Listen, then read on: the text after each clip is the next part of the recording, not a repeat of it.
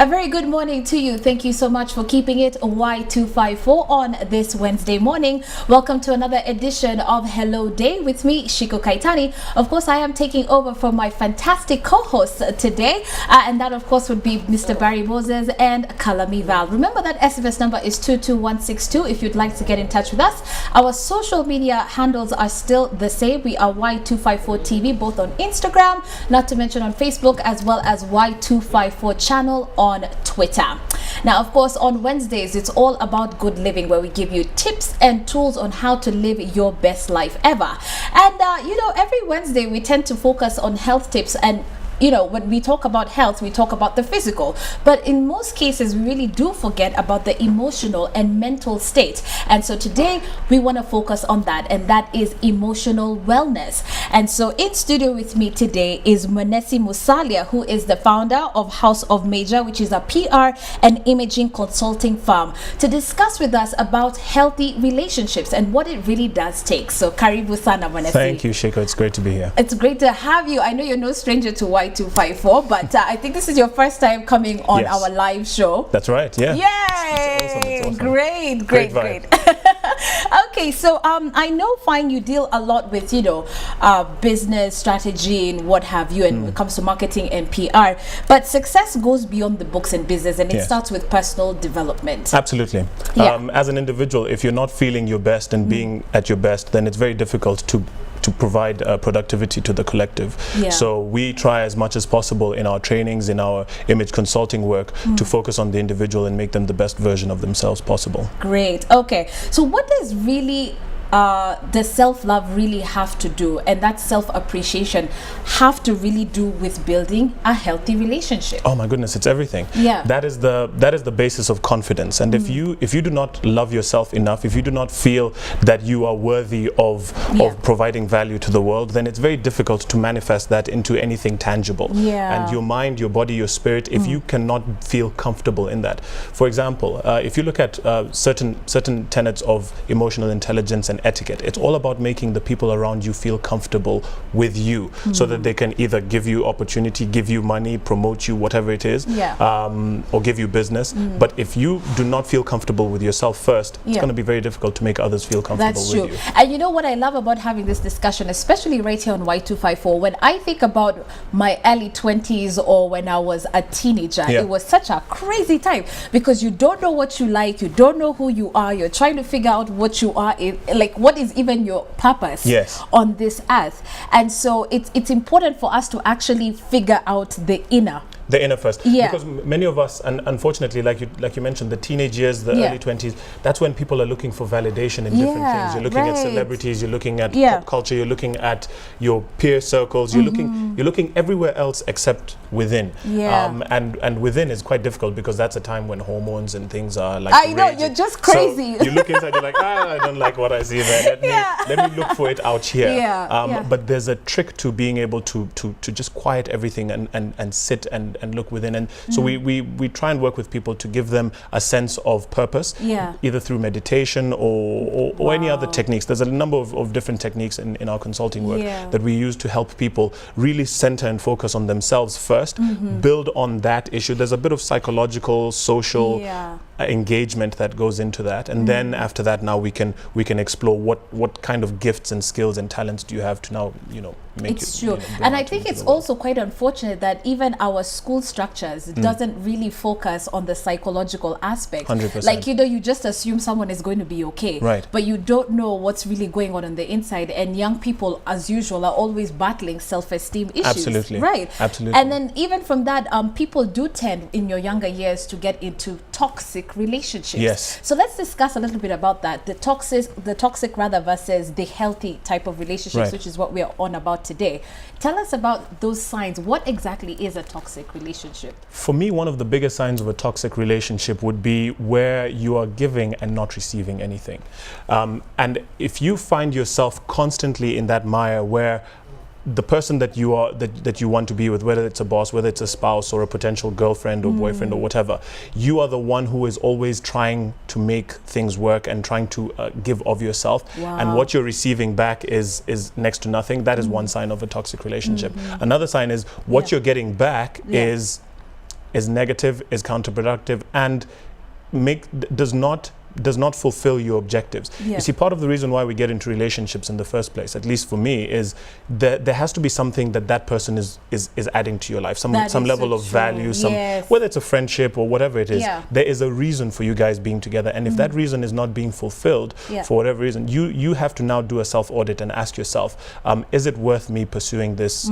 This, because it takes time, and it takes time to get to know someone, to build trust, to build all of those things, and you know, obviously the next sign of a toxic relationship is one which is abusive, whether it is emotional abuse or physical abuse or mental abuse, where someone goes beyond taking you for granted and starts to use you in a manipulative way that is contrary to you being able to fulfill whatever it is that you wanted in that relationship. And sometimes you find that people are in toxic relationships, but they don't know. It's very one-sided. Yes, I was even going to ask you about that. What exactly is it about certain individuals, or even all of us, because it can happen to any one of us? What is it about us that keeps us going round and round and round in that? Because when you're in the relationship, you're in there. You know, it's very difficult to detach yourself and look at yourself from a third-person perspective and say, truly, Mwenesi, are you benefiting from this? Is there value that you're gaining from this? Because once you're immersed, once you're fully involved with this person, you cannot see whether you're benefiting or not. Some people will go in there. It's like, for example, if you take the relationship between a child and an adult, let's say someone who is below the age of 5 and a grown person, this child has very little understanding of the value of money, for example. They don't know the value of things. So when an adult comes and says to this child, I will give you, for example, I'll give you this rock in exchange for 1,000 shillings. And this child has the 1,000 shillings, and for them, they feel like that's a good deal. But in that relationship, because there's trust that has been established, it's not a good deal. It's wrong, but the child doesn't know any better. So how can we as people know our worth? You see, relationships become toxic when you're not able to get your worth and even grow your worth exponentially. Your worth is so important. So you need to go into the relationship first defining, what am I worth? What am I truly worth? And if you get what you're getting out of it, and I mean, you find these lopsided relationships where if I can use the example of very wealthy individuals who marry these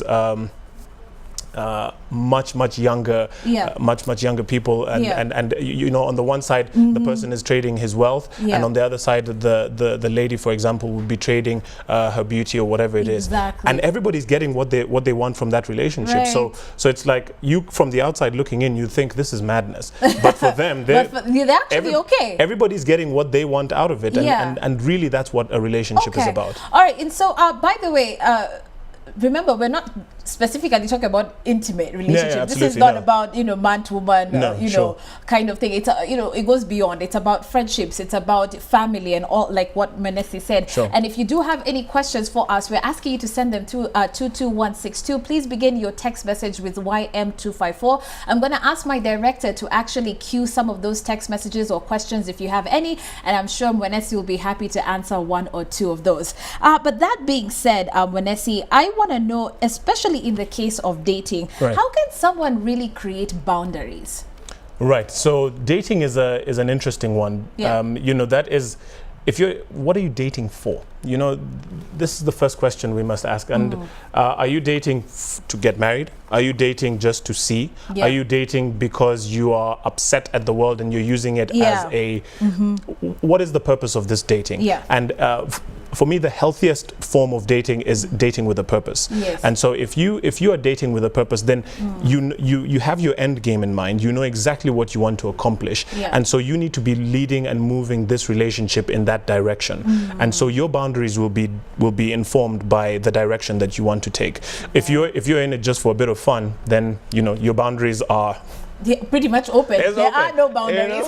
If that's what you're in it for, then that's fine. And unfortunately, because people do not define the end, you go into dating for fun, and then you realize that you really have strong feelings for this person, and now you want something else because the objective changed, and now you've fallen in love, or now the feelings are now stronger, and now you want to be more than just a fling or casual or whatever it is. And so now you start to develop these other things, but the way you went into it was, you know, this is just a bit of fun, and the other person received that in that same sense. So when you start to change the goalposts in between the relationship, now we have a problem. Then there's going to be a problem. You're upsetting the equilibrium. Absolutely. And if you don't have the relevant communication skills necessary to move this person into this new game, then that's where things generally tend to fall apart. Okay, I like this question that's actually come in from someone who's at the gallery, one of my directors, and he says, but what about the issue of ultimatums? And I like that because, by the way, it has a lot to do with boundaries. Right. I think in the dating scene, especially when it comes to women, the idea of ultimatums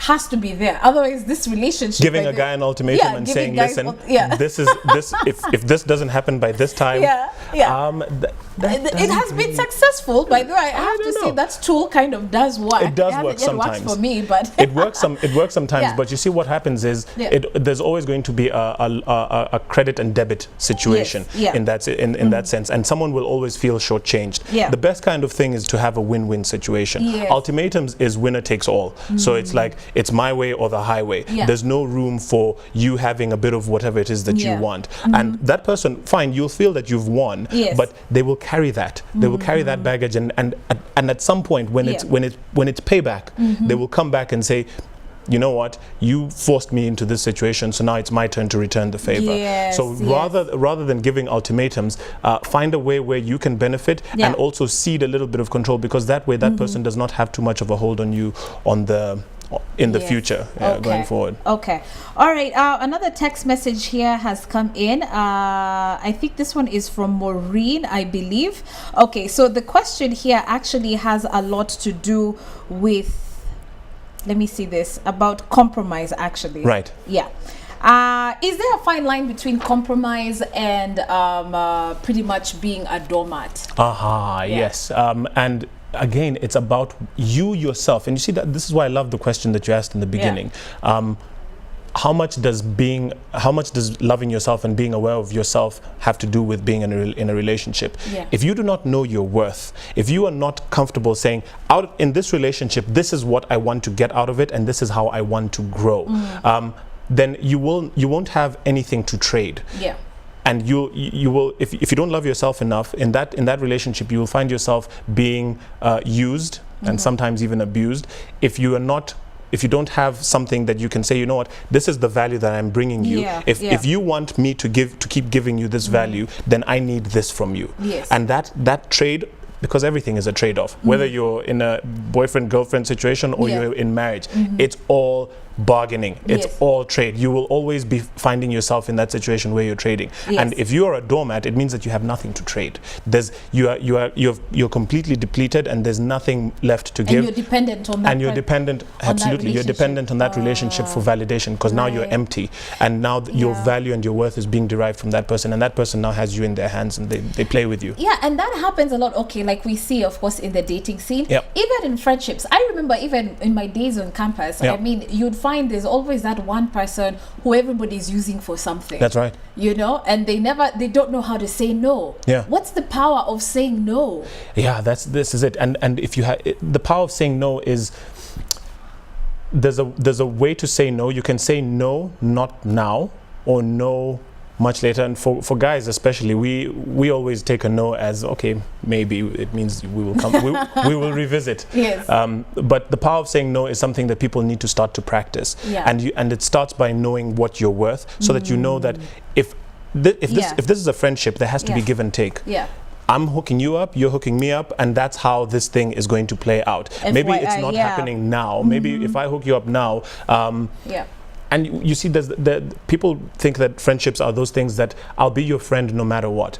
No, the reason why people get into friendships in the first place is because you're getting something, you're deriving something of benefit from that person. Either they make you happy, or they make you comfortable, or they make you safe, whatever it is that you're deriving. So as soon as they stop doing that, as soon as they stop making you happy, stop making you feel comfortable, stop making you feel safe, you will start to see that friendship waning. And there has to be a trade-off. You need to be able to say, okay, if you're making me happy, what am I doing for you? Yes. How am I there for you, and so on and so forth. Okay. All right. My producer actually tells me we don't have too much time, so allow me to just ask 2 more questions before we get into the next part of this particular program. Sure. And that is about how can one really confront a toxic individual? How do you address the situation? That's number 1. And then after that, about adopting daily habits that can improve our self-confidence and our self-love. Right. Yeah. Toxic individual, number 1, direct not confrontation, but just say exactly what it is. And I like to use this thing called DESC. DESC stands for, D stands for describe, so describe the situation. And then explain. E stands for explain. So once you've described, listen, this is what happened. This is why I'm not happy. All you're doing is stating the facts. Then you explain the consequences. This is what you did and what happened led me to feel X, Y, Z. So you've explained it. Then you state what you would like to happen. S stands for state. I'm stating that in the future or going forward, this is what I would like for us to do. And then you close with a conclusion. You agree. Do we have a deal? Or, you know, but most people just say, Kwani, you didn't see you've hurt me, you know. Kwani, what's your problem? Kwani, what's your problem? And then on the final part of confidence is, and I like making this illusion, always remember that there are people who are going to be below you. And if you do not value yourself enough, always look around. The people who are going to be struggling in terms of health, finances, material, family, who are below you. And if you if you're always looking above you in terms of the people who have more than what you have, then it's going to be very difficult to feel confident in yourself. So always look around you and say, you know what, the people who are below me in terms of health, if you don't feel confident, go visit a hospital. This is what I tell people. If you're not feeling confident, you know, go to a really poor part of town and just hang out there for a little bit and give thanks for what you have, because confidence comes from being able to love yourself. All right, real quick, maybe 2 things that you do every single day that gets you up, you know, just boosts your confidence and gets you going for your day, that maybe you can share with us as we say goodbye. So I'm an extremely prayerful person. For me, God is God above everything. So that is number 1 on my to-do list every single day and throughout the day. And then the second thing is to tell myself that this day is a gift and I will make it better than it was yesterday. And I have this discussion with myself in the mirror. I like that. Talk to yourself, people. Talk to yourself. You're your own hype man.